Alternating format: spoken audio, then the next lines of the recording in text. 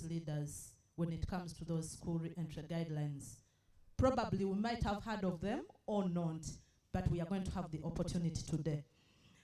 Then we are going to reflect and share experiences on how religious leaders are supporting the young people. Sorry, the presentation wasn't complete here. But we are going to see how the young people, I mean the religious leaders, are supporting the young people to cope up.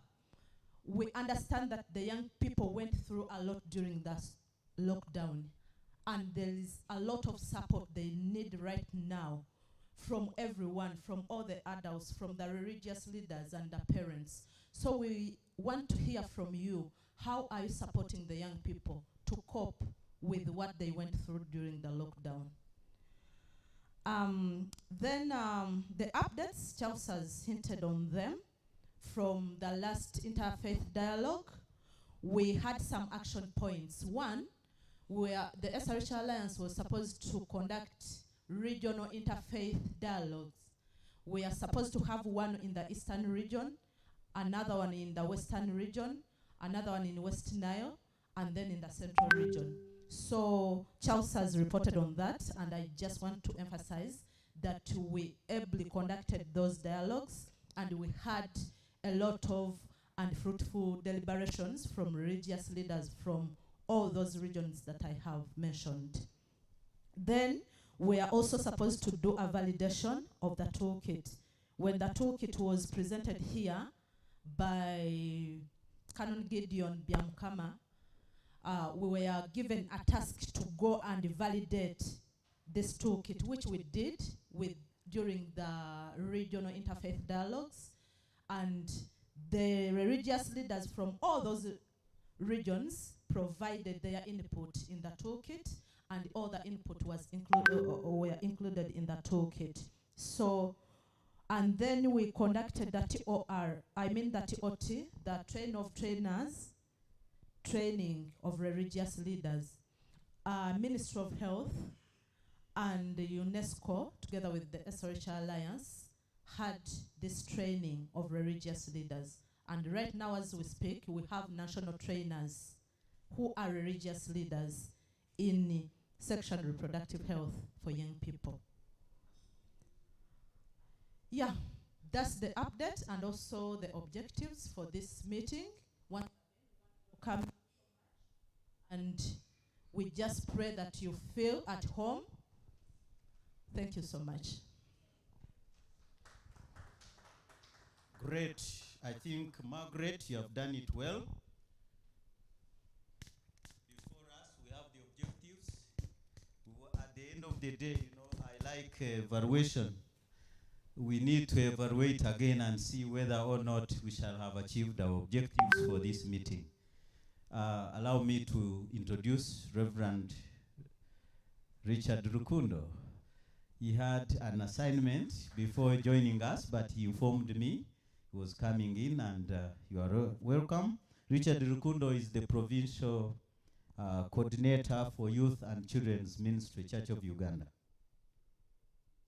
Both physically and also functioning-wise. That has to do with the mental and emotional status.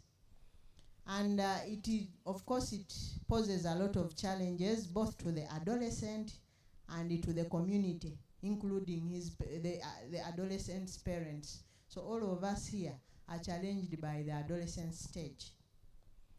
Of course, as it is a challenge, in itself, adolescence is a challenge. But COVID-19 caused more challenges to the youth because it threw them in the middle of community, out of school. They were not used to that. The parents were not used to that. Parents were happy sending their children to the schools. Let them be protected there. But now they were stuck with the children. The parents were at home, the children were at home. They did not know how to deal with that. Or rather, we did not know how to deal with that. I'm not taking myself out of the equation. We registered more than 24% of teenage pregnancies. Before, by the survey that was done in 2016, we were at 24%. After the COVID-19, we are waiting for that survey. It will be done this year.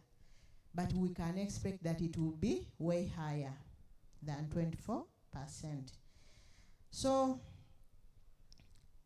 that showed us that schools are very protective for our young girls, for adolescent girls. Because when they were given to us at home, we saw what happened. And that brought to light our parenting gaps. So with increased pregnancy, of course, we also register high levels of HIV transmission because they are all administered in the same way. We use the same route to administer HIV and pregnancy in most cases. And Uganda has the 16th highest prevalence of child marriage in the world, and the 10th highest number of child brides, totaling to an estimated 16 million child brides. So, school attendance is very protective for most adolescents and young people from risky behaviors. However, with adolescents and young people at home, with the few activities to do, because most of our children are on TV, they are likely to engage in substance use, which can also cause them to engage in sex and other risky behaviors.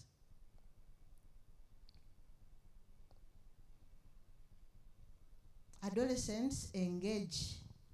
We have a number of adolescents and young people that are engaging in transactional sex, with mostly with the long distance drivers. And this increases their risk to sexually transmitted infections and unintended pregnancies.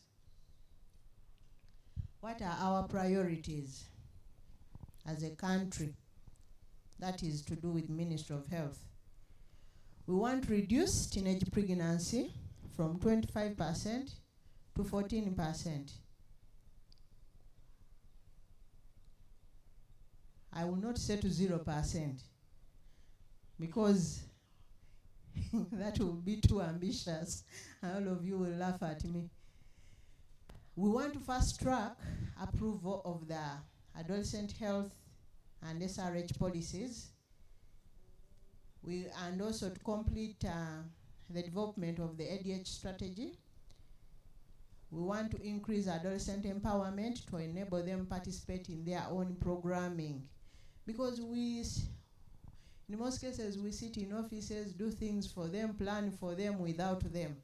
And then we don't know exactly what they want. Adolescents of this generation may be far different from my generation. Then there is community engagement to include parents and community gatekeepers. You're the gatekeepers. We need you in the fight against all these things that are plaguing adolescents. And we want to reduce the HIV prevalence. But we all heard that during actually post-COVID, the prevalence of HIV among young people instead increased. We need a multi-sectoral approach and coordination in handling adolescent issues. Ministry of Health alone cannot handle adolescent health issues. Teenage pregnancies happen in the community. For us, we find them they come to the facility with finished products. So if we say that, oh, health is going to work on it alone, it will not. We need education to keep the girls in school. Even the boys, actually. We are talking too much about the girls, but we need both boys and girls in school. We need to talk about men and with